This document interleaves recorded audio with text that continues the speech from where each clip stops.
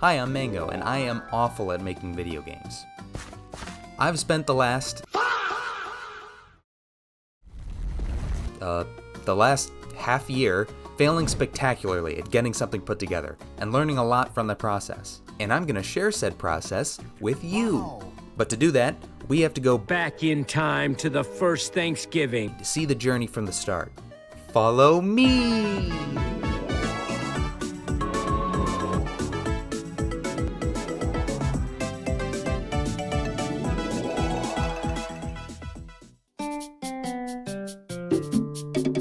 So for my next project, I wanted to try making a 3D game, which I haven't done since my Unity days. Now clearly I'm not very good at making 3D games, but you know what that means.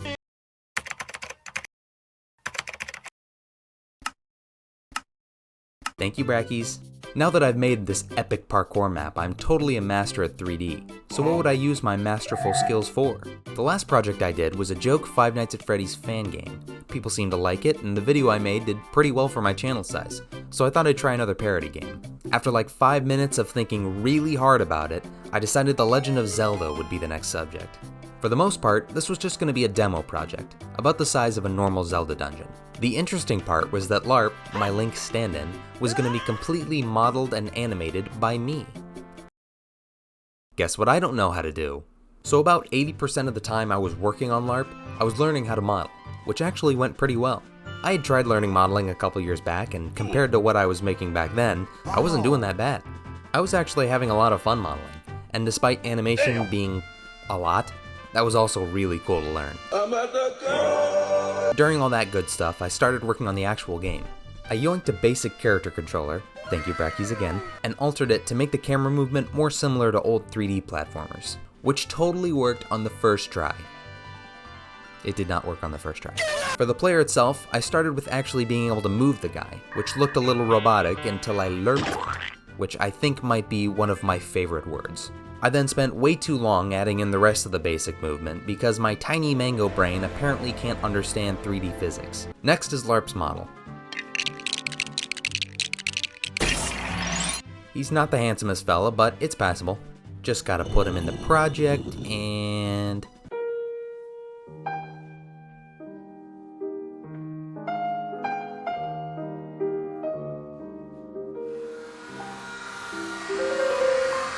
So something broke, and I didn't know how to fix it, and then I dropped the project. Here's where the learning starts. As much fun as I was having learning how to model, looking back I probably shouldn't have tried to learn something so huge so fast, especially because I planned on modeling all the assets, which is a lot. So what I should have done is used pre-made assets. To be fair, I'm still pretty bad at following this advice, but you don't have to feel bad about using pre-made stuff in your games. Getting Over It, one of the most notorious rage games ever, is almost entirely made out of pre-made assets. That is kind of the point, but still, nothing wrong with having a little help. I realized when I was trying to revive LARP that I didn't really care about the project. Don't get me wrong, I had some cool ideas, but I was just doing this because the last parody project did well. I'm an indie dev, not a AAA studio. I don't want numbers to decide what I do. I'm sure we've all seen that backfire at least once. Oh, Sony. So I decided to drop LARP and make something I actually wanted to make. Still sticking with the 3D plan, next I wanted to try making a game where you swim in a trench, collecting fish and upgrading gear to swim deeper.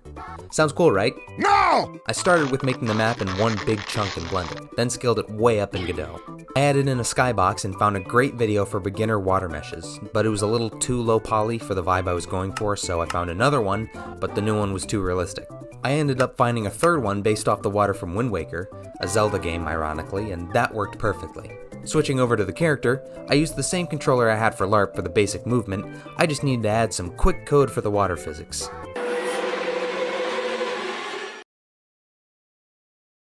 I don't know if I was looking in the wrong spots, or if I just wasn't understanding the few things that I found, but I took way too long trying to find tutorials for water physics. Of course, after learning how to do it, it's very simple, but damn. So in case anyone needs this, here's how I did it. So I made an area 3D that would change a swimming pool in the player's script whenever they jumped in the water. That bool is what changes the states in the state machine. We have a move state that's mostly normal movement, but it's also decreasing our Y velocity to simulate gravity. And for our swim state, first we get the player's input, then we do some math to find the direction the player is looking, then we swim in that direction. Our Y velocity is also still being decreased, but by much less, so it looks like we're slowly sinking. Yes, I know that's not a lot. No, I don't know why it took me so long. Okay, back to looks.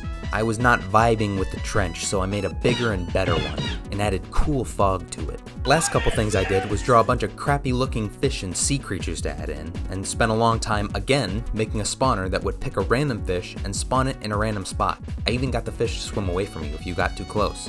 And I added a spooky abyss zone that triggered my Subnautica PTSD. What is that? Oh my god! And that was as far as I got before I realized the game is not fun to play. As I said before, the idea sounds cool, but there was something missing from the gameplay that made it really bland. Like there wasn't enough to do to keep you from getting bored. Now while this was annoying but not impossible to fix, it kinda made me lose faith in the project. And because of some life work thingies, I made the unfortunate decision to not throw out Trench, but put it on the back burner. I still think I can make it into something really cool, just not right now. So, back to square one. Okay, next project for real this time. I went through my old game ideas and decided to go with a roguelike about a pug. Or maybe a roguelite, I can't remember the difference.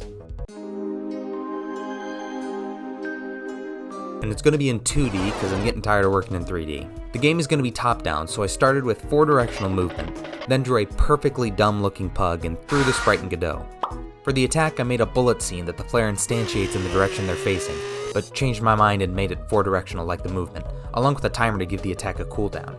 I learned a bit about classes and used that to make the first enemy, which uses a timer to pick and move in a random direction. I added some walls, and added health for the enemy so the player's attack can actually do something. And the last thing I did was upgrade the enemy's movement with a better script, and used raycasts to stop them from getting stuck on walls and corners. That's a really hard word to say. What? Now we've finally caught up to today. I'm still working out some details on the story, so I'll talk about that in a different devlog. And there will be another devlog because I will finish this one. Stop the cap. Thanks for listening to my little therapy session. I'm not sure if anything I talked about can be considered advice, but hopefully some young, aspiring indie dev can learn from my mistakes. If you like this video, check out this devlog I made about a project I actually finished. You can also subscribe to see more devlogs made about this project in the future too. Okay, I'm gonna go bury LARP now. Bye. Yo guys, it's me, Charlie. Hey, did that guy just turn into sand?